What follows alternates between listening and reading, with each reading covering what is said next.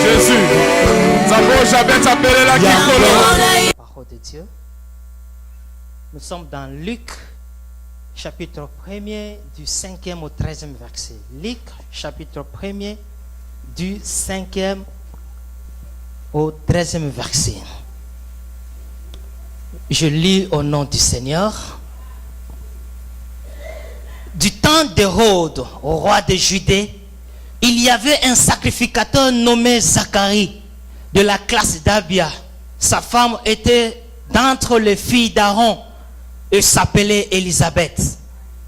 Tous deux étaient justes devant Dieu, observant d'une manière irréprochable tous les commandements et toutes les ordonnances du Seigneur. Ils n'avaient point d'enfant parce qu'Élisabeth était stérile et ils étaient l'un et l'autre avancés en âge. Or, pendant qu'il s'acquittait de ses fonctions devant Dieu, selon le tour de sa classe, il fut appelé par le sort d'après la règle du sacerdoce à entrer dans le temple du Seigneur pour offrir le parfum. Toute la multitude du peuple était dehors en prière à l'heure du parfum. Alors un ange du Seigneur apparut à Zacharie et se tint debout à droite de l'autel de parfum. Zacharie fut troublé en le voyant et la frayeur s'empara de lui. Mais l'ange lui dit: ne crains point, Zacharie, car ta prière a été exaucée. Ta femme Élisabeth enfantera un fils et tu lui donneras le nom de Jean. Amen. Seigneur, nous voulons te rendre gloire car tu es là pour nous enseigner, nous parler, nous édifier. Nous nous abandonnons, Seigneur notre Dieu, sous ta conduite pour que tu nous parles. Édifie-nous, Seigneur, enseigne-nous et corrige-nous, Seigneur notre Dieu. Nous voulons sortir de ce lieu comblé, transformé. Éternel Dieu, comme un instrument entre tes mains, je m'abandonne. Utilise-moi fidèlement pour transmettre ce que tu m'as donné comme parole. Et que celle-ci ait de l'impact dans la vie de tout un chacun et dans cette église. Au nom de Jésus, nous avons aussi prié. Amen. Amen. Nous pouvons nous asseoir. Le thème de mon message, je l'ai intitulé de cette manière: préoccupe-toi de Dieu et Dieu s'occupera de toi. Préoccupe-toi de Dieu et Dieu s'occupera de toi.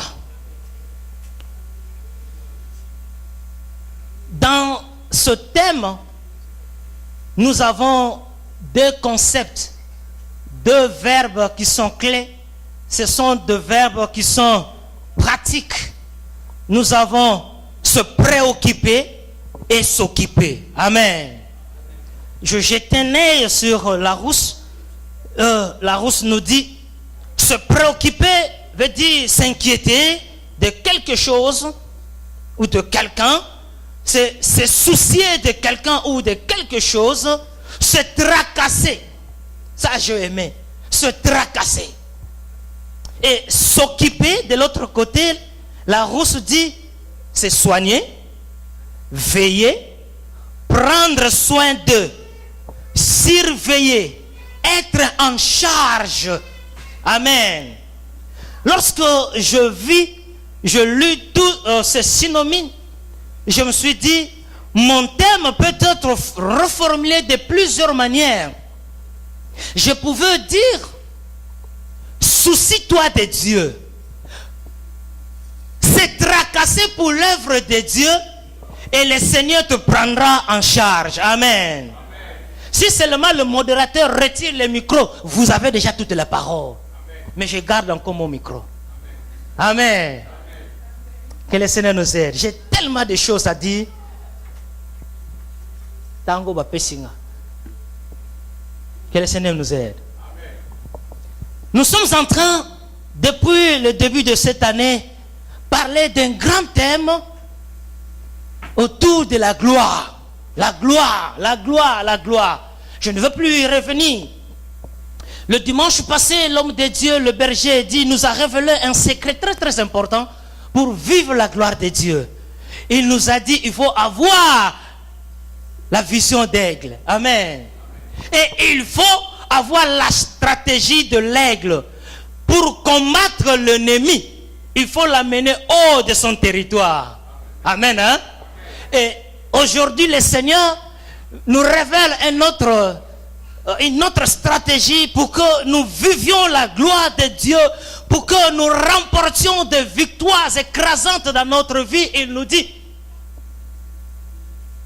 débarrasse-toi de tes soucis. Préoccupe-toi de mon travail. Engage-toi. Soucie-toi de moi. Tracasse-toi de moi. Et moi, l'Éternel, je prendrai soin de toi. Amen. Nous avons tellement de challenges dans nos vies. Nous avons tellement de préoccupations, de problèmes qui ont tellement perduré dans nos vies. Nous avons prié, nous avons gêné, nous avons fait beaucoup de choses. Mais aujourd'hui, il y a une stratégie. La plus simple que le Seigneur veut nous révéler. Parce qu'il veut te voir dans cette année entrer dans la gloire. Dans le texte de Luc que nous avons lu, la Bible nous parle d'un couple merveilleux. Un couple plein de grâce, de vertu. La Bible nous dit, c'est un couple qui est juste devant Dieu, obéissant, observant d'une manière irréprochable toutes les instructions, les recommandations de Dieu. Lorsque je lis le commentateur biblique, ils disent c'est un couple qui était justifié vis-à-vis de Dieu. Amen. Plein de vertus. Mais malgré les vertus qu'ils avaient, il y a une chose déplorable. Ces couples n'avaient pas d'enfants. Amen. Ils n'avaient pas d'enfants. Alors qu'ils étaient déjà avancés en âge. Malgré toutes les vertus. Mais il y avait quelque chose en eux qui les empêchait de vivre la gloire de Dieu. Amen. Ils ne pouvaient pas expérimenter totalement la gloire de Dieu. Bien-aimés dans le Seigneur, ne pas avoir d'enfants, c'est un sujet de honte. C'est un sujet qui était mal perçu dans la communauté juive. Elle était vue comme une source d'humiliation, de chagrin. C'était comme une malédiction. Nous avons vu dans la Bible beaucoup de femmes qui étaient tellement tristes simplement parce qu'ils n'avaient pas d'enfants.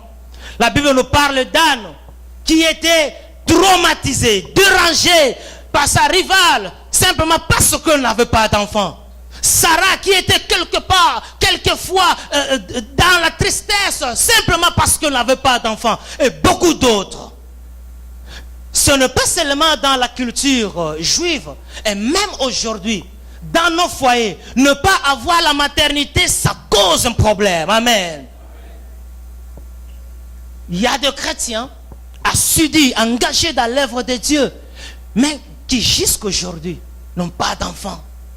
Combien il y a le pleurs, combien il y a le chagrin. Il y a des fois, ils ont de matériel, ils ont de l'argent, de fortune, mais le fait seulement de ne pas avoir d'enfants, c'est un problème jusqu'aujourd'hui. Et pour ces couples-là qui ne sont pas sudus, qui ne sont pas engagés dans la parole de Dieu, arrivent même à se séparer. Simplement parce qu'ils n'ont pas d'enfants. Amen. C'est pour cela, au verset 25 de ce texte de Luc, Élisabeth va dire que le Seigneur a ôté mon opprobre parmi les hommes. Et le Seigneur a ôté. Il a enlevé mon opprobre. Il a enlevé ma honte, mon déshonneur vis-à-vis des hommes. Pourquoi? Parce que le Seigneur lui a donné un enfant. Amen. Il y a quelque chose que j'apprécie avec ce couple. Malgré l'opprobre, malgré le chagrin, malgré tout ce qu'ils pouvaient endurer par le fait de ne pas avoir deux enfants, ce couple est resté fidèle au service de Dieu. Amen. ils étaient engagés à servir Dieu. Dans notre texte au verset 8, la Bible nous dit, oh, pendant qu'ils s'acquittaient de ses fonctions devant Dieu. Quelles étaient ses fonctions? Zacharie était l'un des principaux sacrificateurs de ce temps-là. Son travail était d'entrer dans le temple, dans la présence de Dieu et brûler l'encens. Offrir à Dieu des offrandes, des prières en faveur de la population, en faveur du peuple. C'était ça son travail. Et j'ose croire, depuis son jeune âge, il exerçait cette fonction. Et dans le mariage, il n'a pas abandonné cette tâche, il était fidèle. Lorsque le moment était venu pour lui d'entrer dans la présence de Dieu, il exerçait fidèlement son travail. Il est en train de prier pour que le Seigneur ouvre les écluses des cieux en faveur de la population. Que la pluie tombe, que les femmes soient fécondes, qu'ils aient des enfants, qu'il y ait de l'abondance, de grandes récoltes, qu'il n'y ait pas de maladie. C'était ça la prière qu'il adressait à Dieu en faveur de la population. Amen. Dans tout cela, lui-même n'avait pas d'enfant. Je peux s'imaginer, babala na bolenge. Donc, en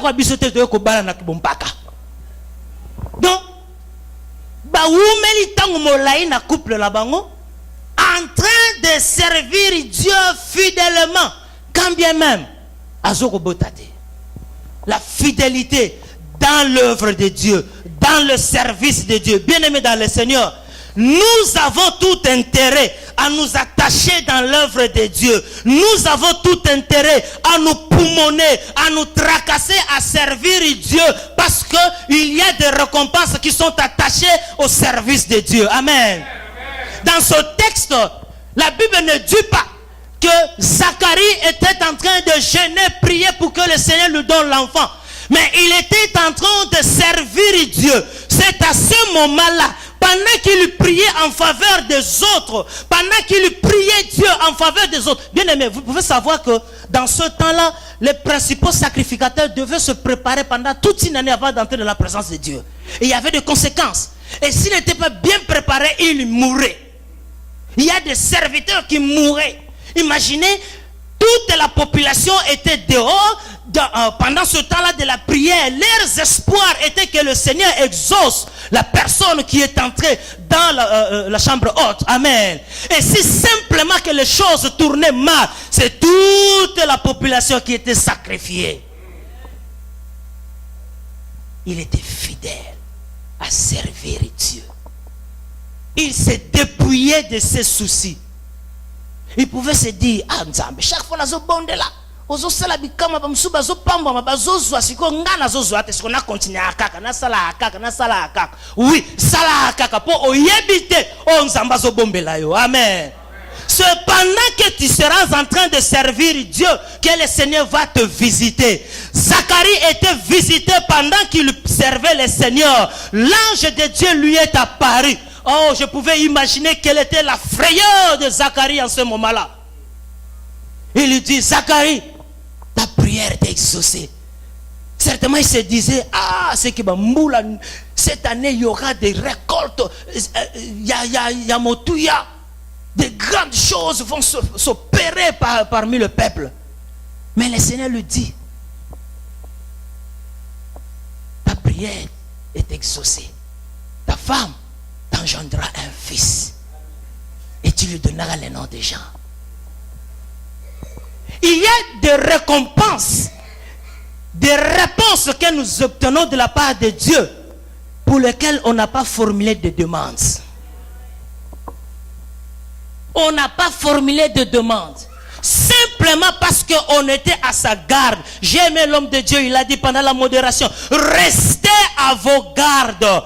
Là où le Seigneur il vous a appelé à le servir, restez fidèles, attachez-vous et vous verrez combien le Seigneur va se révéler auprès de vous, dans votre vie, dans votre ministère. Il est très important, bien aimé dans le Seigneur. Dans Exode 23, 25, on ne va pas lire ce texte.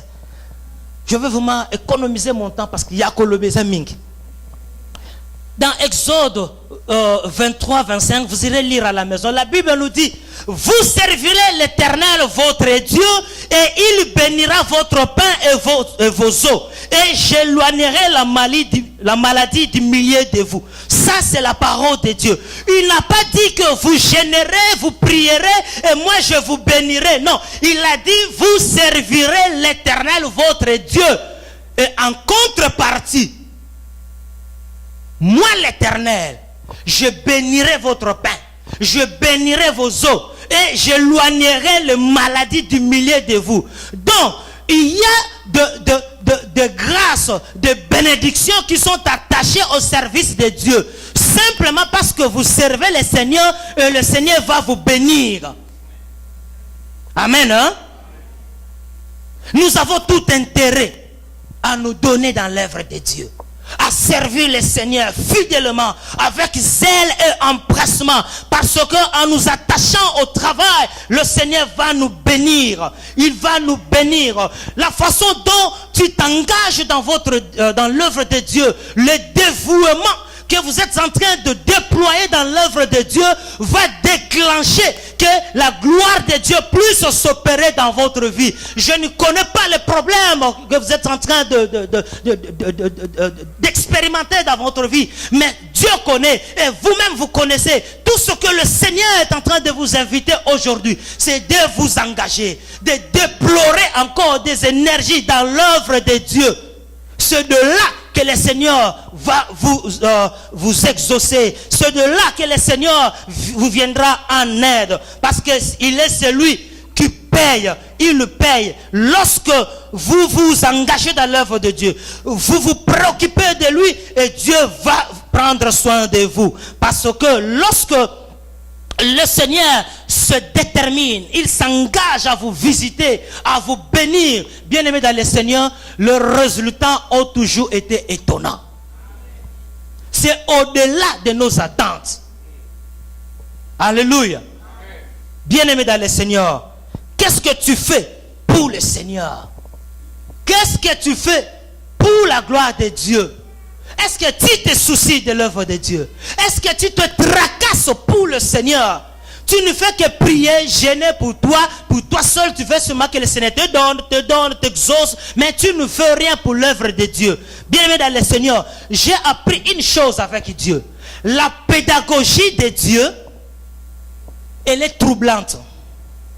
Dieu est un grand pédagogue. Il a sa façon d'enseigner ses enfants. Amen. Hein?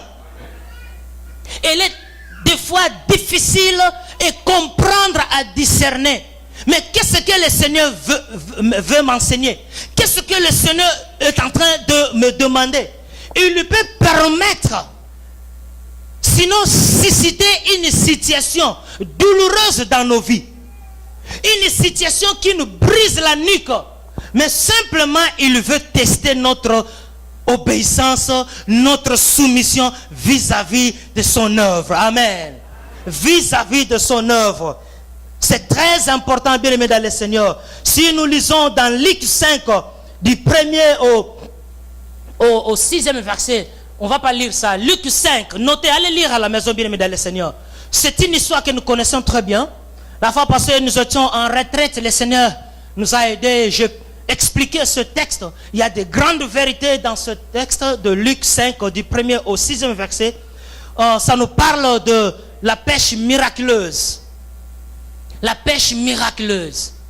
Bien aimé dans le Seigneur, Simon-Pierre, qui était un pêcheur talentueux, expérimenté, et il avait tous les équipements possibles pour faire la pêche et remporter des gros poissons. Avec l'expérience qu'il avait, la Bible nous dit qu'il a travaillé toute la nuit sans rien prendre. Amen. Il s'est poumonné. Il s'est donné de la peine. Il a mis en œuvre tout ce qu'il avait comme connaissance, stratégie, toutes ses forces. Mais toute la nuit sans rien prendre. Vous pouvez imaginer quel niveau de frustration dans le cœur de Simon. Quelle frustration. dans son cœur. Quelle désolation, bien-aimé dans le Seigneur. C'était une grande déception. Oh, tous les calculs s'envolaient. Comme disent les Kinois, calcul c'est quoi une maille. Tout ce qu'il planifiait. Certainement qu'il avait des projets lorsqu'il était parti à la pêche. Il se disait que ce matin, je quitterai ce lieu avec du butin. Mais malheureusement, c'était un chaos. Amen. Malgré tout ce qu'il avait comme stratégie. Et le matin, il est en train de nettoyer ses filets. Il se pose mille et une questions. Mais comment est-ce que je vais m'en sortir de ce problème? Comment est-ce que je vais m'en sortir de cette situation? Qu'est-ce que je veux faire pour régler ces problèmes? J'ai tellement de projets. J'avais tellement espéré que ce projet va m'apporter de l'argent. J'avais tellement eu confiance que lorsque j'aurai mon argent de taxes, je vais résoudre ce tel et tel autre problème. J'avais tellement investi dans cette entreprise. Je m'attendais à voir des résultats. J'ai donné tout mon savoir, tout mon temps. Je croyais que j'aurais du butin. Mais malheureusement, c'est un échec. Il est en train de nettoyer ses filets qui ne lui ont rien donné. Et voilà se présente l'homme de Galilée. Cet homme qui vient avec des solutions qui n'ont jamais connu de problèmes. Il est là, lorsqu'il se présente, les choses changent. Amen. Il est venu. Il s'est dit, ceux qui peuvent la réussir, filer la main aux zombies. À côté, Yamate. J'ai une pédagogie. Et je veux l'enseigner. Amen. Il lui dit, il va lui demander un service. Un petit service, juste un petit travail. Il lui demande d'utiliser la barque qui appartenait à Simon. Amen. Hein? Et il lui dit, éloigne-moi un peu du rivage pour que lorsque je veux parler à la foule, que la foule entende ma voix. Amen. Et cela dit kaka wanande yesu asengaki Petelo.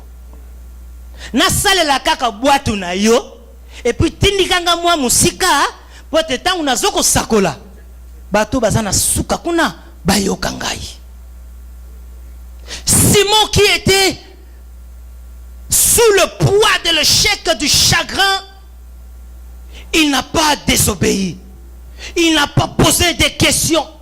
Il a simplement obtempéré à la demande de Christ.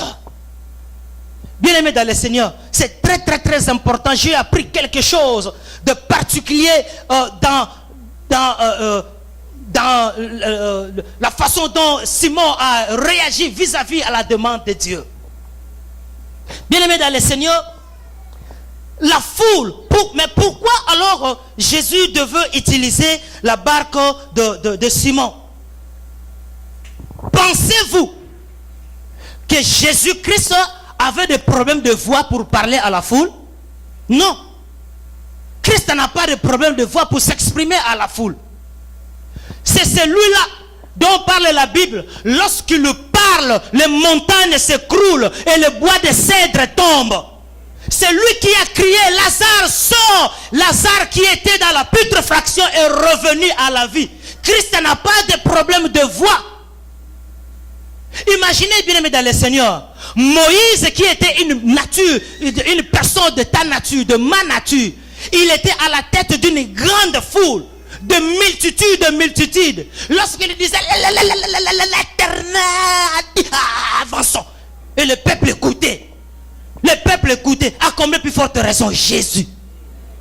Il n'avait pas besoin d'utiliser en fait la barque de Simon. Mais il a voulu simplement enseigner quelque chose à Simon. C'est Simon qui était dans le besoin. C'est lui qui était dans la nécessité.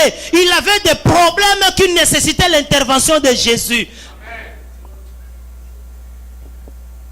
Christ lui dit, je vais juste utiliser ta barque pour que quand je veux parler, que la foule entende. Lorsque nous lisons ce thème, le texte de Luc 5, la Bible nous dit que la foule était tellement assoiffée de la parole de Dieu.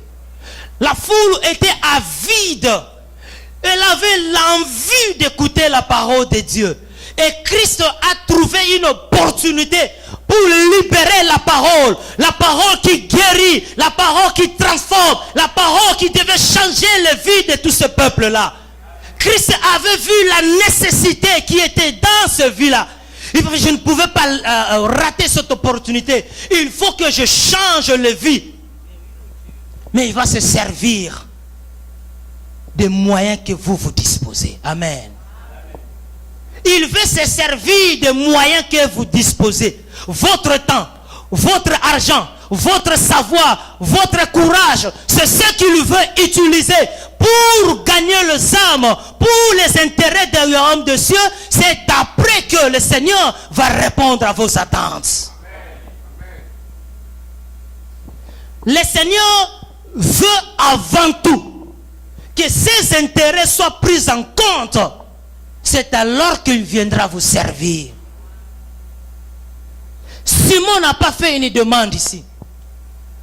Il avait des problèmes, mais il n'a pas formulé une demande.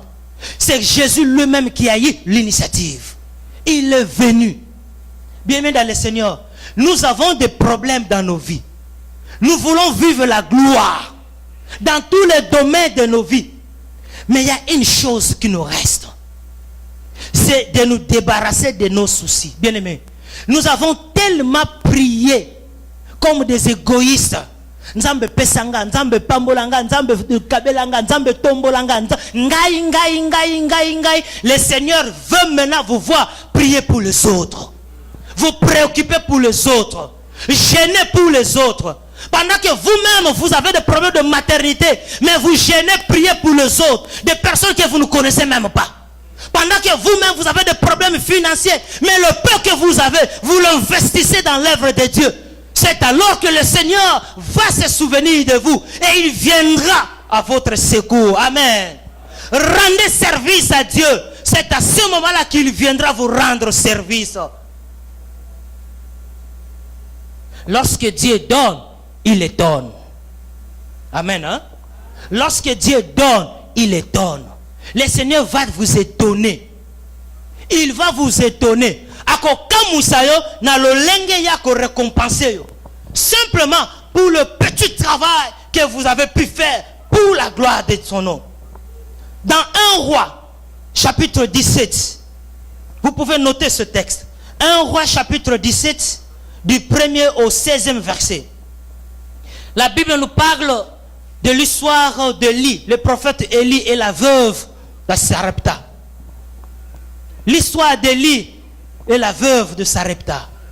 Il y avait tellement de la famine. Il n'y avait plus d'espoir. Et Dieu va demander à Élie de quitter là où il était à Torrent, d'aller à Sarepta, une région sidonienne. Il y avait une veuve que le Seigneur avait prédestinée, que le Seigneur avait préparée, prévue. C'est elle qui devait prendre soin de ce grand homme de Dieu. Une étrangère. Mais c'est elle que le Seigneur a choisi. Cette veuve était dans un désespoir incontournable, une misère extrême, indescriptible. Il était dans une souffrance, des tourments atroces. La Bible nous dit d'ailleurs qu'elle était au point de préparer son dernier gâteau du jour, son dernier gâteau de la semaine. C'était son dernier gâteau du mois et de l'année. Et après quoi, ils attendaient la mort. Lorsque vous lirez ce texte, vous verrez ça. La veuve était dépourvue de tout. Elle n'avait plus rien. Mais c'est auprès d'elle qu'Élie viendra faire une demande avec précision et empressement. Il lui dit, va me prendre de l'eau s'il te plaît. Pendant que la femme partait prendre de l'eau, elle a dit, c'est maloba. Il a un moi gâteau. Ah, il est comme sérieux. Et la veuve revient. J'étais en train d'imaginer si cette veuve était une quinoise. Je ne connais pas son âge. Certainement, il y a là, Élie. Aux Antonta. Batindu pananga, zako lokatoni. la veuve dit, je n'ai plus rien. Tout ce que j'ai. D'ailleurs, tu es au courant que tout le pays, nous sommes dans la sécheresse. Nous n'avons plus rien. Tout ce qui me restait, c'est juste un poignet de farine et une goutte d'huile. Je suis venu ramasser du bois, faire la galette que je veux manger, moi et mon fils, et après nous allons mourir. Et lui dit, oui, ne crains rien. Ce que tu m'as dit là, va bien le faire et apporte-moi, moi d'abord, fais ces gâteaux et apporte-les à moi. Je veux manger et après, tu vas faire un autre gâteau que tu mangeras, toi et ta femme, et ton fils. Peut-être nous ne comprenons pas bien. Bien aimé, la veuve dit à l'homme de Dieu, tout ce qui me restait, c'est juste une cuillère de sucre et un verre d'eau. Na yeko lokota koni na sala moi maya lobo. Donc si na sangi si sukali wana na mai wana na meli twe na pesi ndambo pa mwana na ngai puto kufi. Si vous avez du sucre et un verre d'eau au sangi au meli, qu'est-ce qui vous reste? Plus rien. Amen, hein? C'est ce que Élie demandait à cette veuve. Va d'abord préparer cette galette, apporte-la à moi. Je veux manger. Et ensuite, tu vas préparer une autre que tu mangeras, toi et ton fils. Si Élie avait demandé à la veuve, fais la galette et partage-la. Tu me donnes une partie et toi tu manges, ça sera encore compréhensible. Mais il lui dit, fais ça. Donne-moi d'abord, je veux manger. Et ensuite, tu prépareras une autre. Avec quoi? Bien-aimés dans le Seigneur, nous avons un Dieu qui fait des choses à partir du néant. Dieu n'a pas besoin de matières premières pour te fabriquer une voiture. Dieu n'a pas besoin de ciment, de briques pour te construire une maison. Bien-aimés dans le Seigneur, il y a des choses que nous pouvons recevoir de la part de Dieu. Simplement parce que nous avons obéi à la voix de Dieu. Bien-aimés dans le Seigneur, nous n'arrivons pas à vivre la gloire de Dieu. Pourquoi? Parce que nous vivons avec des calculs. Si simplement la veuve là avait fait des calculs,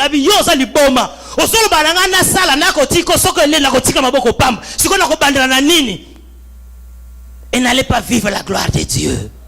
Elle n'allait pas vivre la gloire de Dieu. Nous avons des problèmes dans nos vies, Seigneur, bien-aimés dans le Seigneur. Le Seigneur est prêt à nous faire vivre la gloire. Il est là, il est en train d'attendre. Il nous dit, mais ma boko na ezana nous bisi. Libérez na lo mao so na ngona maboko. Bongo ngana ko kitisela yo ngana sandango.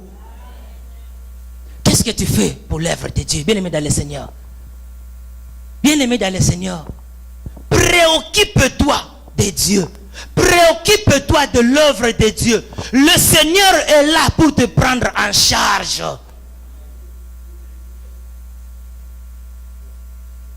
Cela ne veut pas dire que nous devons arrêter de prier. Nous continuons à prier car elle nous recommande de prier sans cesse. Mais je le dis tantôt, il y a certaines prières qui ne vont pas nous amener à vivre la gloire de Dieu. Amen, hein? Dieu nous attend à monter de niveau. À monter de niveau. À bousculer le Seigneur. À marquer le Seigneur. C'est à ce moment-là que nous allons vivre la gloire de Dieu. Vous savez pourquoi? Parce que Dieu agit en termes de priorité. D'abord lui et toi après. Mais nous avons changé l'équation. D'abord moi et Dieu après. C'est pour ça que nous n'arrivons pas à vivre la gloire de Dieu. D'abord Dieu. Amen. D'abord Dieu et toi après. Lorsque seulement nous entrons dans le principe de Dieu. Quand bien même nous sommes en train de vivre la crise. Nous sommes en train de parcourir des moments qui sont douloureux. Mais le Seigneur nous veut que nous puissions nous préoccuper de lui. D'abord. Pourquoi? Parce que lorsque nous nous engageons dans l'œuvre de Dieu, le Seigneur s'occupe de nous, il prend soin de nous. Pour recevoir, il faut avant tout donner. Ça c'est le principe. Pour recevoir, il faut avant tout donner. C'est pour ça que la Bible nous dit, il y a beaucoup plus de joie à recevoir qu'à donner. Amen, hein? Non? Il y a beaucoup plus de joie à donner qu'à recevoir. Plus vous donnez, plus vous allez recevoir. Plus vous investissez dans l'œuvre de Dieu, plus vous allez recevoir. Pourquoi? Parce que vous vous poumonnez pour lui, vous vous abandonnez à lui, vous prenez soin de lui, et de l'autre côté, lui est en train de se poumonner aussi pour vous. Donc vous ne perdez rien d'ailleurs. Au contraire, le peu que vous mettez dans l'œuvre de Dieu, le Seigneur est en train de le multiplier. Il est en train de le multiplier. Bien aimé dans le Seigneur, c'est le même problème que vous pouvez expérimenter dans votre vie. Je ne sais pas, la famine qu'expérimentait cette veuve, que peut-elle représenter dans votre vie? Peut-être ce sont des problèmes financiers, une famine financière, peut-être de la maternité, je ne sais moi quoi. De la même manière, l'Éternel avait envoyé Élie auprès de cette veuve. C'est la même manière que le Seigneur envoie ses serviteurs auprès de vous. Il veut se servir de vous afin que vous soyez de ceux-là qui vont prendre soin de ses serviteurs. Amen. Avec le peu de moyens que vous avez, le Seigneur veut vous voir, vous engager, le dépenser pour la gloire de son nom, pour l'avancement de son œuvre. Le Seigneur veut vous voir en train de gêner, prier, non pas pour vous, mais pour les autres. Combien de temps vous avez déjà pris l'initiative de gêner, non pas pour toi, non pas pour ta famille, mais pour des gens que tu ne connais pas? As-tu déjà gêné, non pas pour toi, mais pour l'église? Seigneur, le long n'a que liate, n'a que melate, n'a qu'à poser dans mon habit comme on attend fort. Église, et mata. As-tu déjà fait? Yo soko koti gêne. Et le Seigneur des fois il te dit, nazo yo kaba prière na yo, mais je t'attends à monter, à changer de stratégie. Amen. Le Seigneur veut nous voir aller de l'avant, mais il veut nous voir changer de stratégie. Si tu fais de l'Éternel ta priorité, l'Éternel se chargera de toi. La parole de Dieu nous dit dans Psaume 37 au 14 verset, fais de l'Éternel tes délices et il te donnera ce que ton cœur désire. Fais de l'Éternel tes délices. D'abord le Seigneur. Préoccupe-toi de Dieu. Cherche d'abord les intérêts de Dieu. Fais tout d'abord pour le Seigneur. C'est alors que le Seigneur qui connaît tes désirs, c'est le Seigneur qui connaît tes besoins, il viendra te les donner. C'est la parole de Dieu. Et dans Luc chapitre 7, du 1er au 5e verset, c'est un texte certainement que vous connaissez, on nous parle d'un centenier. Ce centenier avait son serviteur qui était au point de mourir. Il envoie ses serviteurs auprès de Jésus. Ils arrivent auprès de Jésus. Ils disent, Seigneur, il mérite vos faveurs. Hein? Lisez la Bible. Hein? Ils disent, cet homme-là mérite. Pourquoi? Parce qu'il aime bien notre pays. D'ailleurs, c'est lui qui a construit tant fort.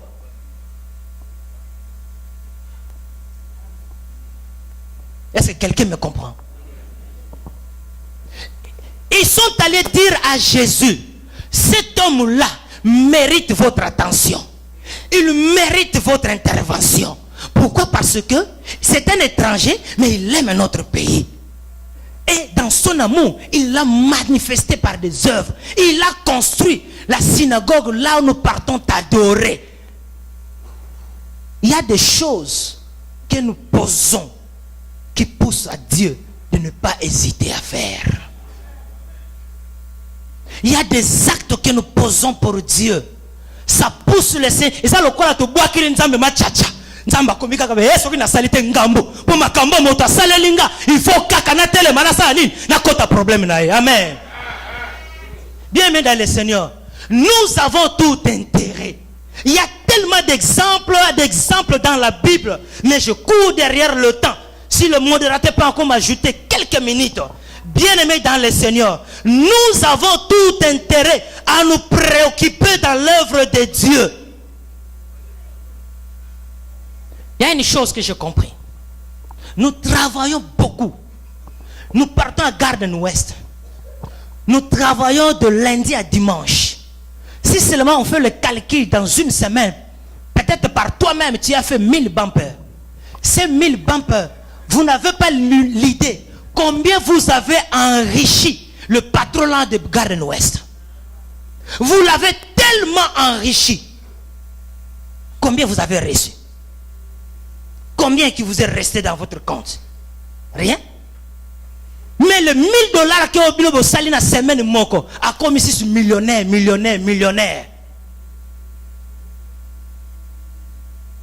Tout ce que le Seigneur nous demande, ce n'est pas pour le rendre millionnaire, mais c'est pour nous enrichir nous-mêmes. Tout ce que le Seigneur vous demande de donner ou de faire, ce n'est même pas pour son bien, mais c'est pour ton bien. Le Seigneur cherche seulement un moyen par lequel il veut passer pour te faire du bien. Beaucoup de fois, l'homme de Dieu, il quitte. Il prend sa jeep pour aller évangéliser. Aussi, au somba carburant pour naïe. Plusieurs fois, vous l'entendez. Je suis en train de jeûner, prier pour vous. Aussi, au somba boîte mille qui pour naïe. Bien aimé dans le Seigneur, peut-être vous vous posez des questions si vous avez servi protocole. Non, servir Dieu. Et ça va titre titre. Avec vos moyens. Amen. Hein? Avec vos moyens, vous pouvez tenter Dieu. Vous pouvez mettre Dieu à l'épreuve. Tout ce que vous avez. La Bible nous dit, l'or et l'argent lui appartiennent. Donc Dieu n'a pas besoin de ton intervention, de ton aide pour que lui arrive à réaliser ce qu'il a besoin de faire. À kokana na nyonso. Mais si aujourd'hui le Seigneur veut te voir, toi, investir dans l'œuvre de Dieu, mettre tes avoirs dans l'œuvre de Dieu, mettre ton temps dans le Seigneur, parce qu'il cherche à te lever. Il veut t'amener plus loin de là où tu es. Amen. Tu te contentes de $2000 que tu as dans ton compte, alors que le Seigneur veut te voir aller dans des millions et des millions. Tellement tu as des calculs, tu n'arrives même pas à libérer. Ne fût-ce qu'un 100 francs pour le loyer en Dago. Mais toujours Nzambe monanga, Nzambe tombolanga, Nzambe pambolanga, Nzambe salaponanga, Nzambe pesanga. Pendant que tu pries pour toi-même, tu veux que le Seigneur donne pour toi, fasse quelque chose pour toi. Son œuvre est en train de mourir. Préoccupe-toi de Dieu. Tracasse-toi de Dieu. Cherche un moyen. Comment tu vas marquer le Seigneur pour que le Seigneur prenne soin de toi. Amen. Dans Luc, je vais chuter par là. Dans Luc 9, 24, la Bible nous dit, car celui qui voudra sauver sa vie, la perdra. Mais celui qui la perdra à cause de moi, la sauvera. Tu cherches à sauver ta vie. Parce que tu as tellement de calculs. Si seulement la veuve là avait fait des calculs pour sauver sa vie, ne fût-ce que pour le loca kanata moi estomac nanga full. Comme ça tant nazo ko kufa estomac sa vidité. Bien aimé, cette veuve là serait restée pauvre. Mais elle s'est dit, c'est vrai à comprendre où ça comme médicament. Mais na sala konini. Nandimi nzambo. Nandimi makambo nzambo asoko sala. Elle est partie pour servir d'abord Dieu. D'abord Dieu. Et ensuite, la Bible nous dit que l'huile et la farine n'ont point manqué dans sa maison. Nangambo kuna bazako kelela. Nangambo kuna lolelo. Mais nanda kuna ye. Mafuta. Na farine. Et tikala ko sangate. Vous pouvez travailler dans une même entreprise. Mais la façon dont toi tu considères l'œuvre de Dieu, le Seigneur va te bénir, te lever. Et il fera que de sorte que ma bateau bozo travailler dans mon bakamo. Yo sala kana de job te, na sala ka job moko kaka. Kaka moko kana sala. Mais c'est ce qui fait que le pain que nous gagnons tous, le Seigneur est en train de le fructifier. Alléluia. Si seulement tu cherches à conserver la vie, tu vas la perdre. Perds ta vie. Déboulonne-toi pour la gloire de Dieu. Donne-toi dans son œuvre. C'est à ce moment que le Seigneur te prendra en charge. Car ceux qui mettent Dieu en premier lieu dans leur vie, ceux qui ont compris qu'il y a beaucoup plus de la joie à donner qu'à recevoir, ils ne manqueront jamais, jamais de l'aide du Tout-Puissant. Car Dieu paye au-delà de nos attentes. Bipa biso to kanisa kite. Oyo biso to satanda kite to zepa na Nzambe. Nde angwana nkola zo bongsa pona biso. Simon ne s'attendait pas. Azonga ndaku na baton ya mbisi. C'était déjà fini pour lui. Un désespoir total, un échec. Les projets avaient déjà c'était déjà s'envolé. Tout était déjà parti en fumée. Mais une simple obéissance à la voix de Dieu, servir d'abord Dieu, lui a coûté des tonnes et des tonnes de poissons. Ces poissons qu'il n'aurait jamais reçus par ses efforts, des poissons qu'il n'aurait jamais reçus par ses stratégies. Bien-aimés dans le Seigneur veut nous faire entrer dans la gloire de Dieu. Mais il te demande aujourd'hui, lève-toi, fais mon œuvre. C'est alors que je prendrai soin de vous. Que le Seigneur bénisse sa parole et qu'il vous bénisse.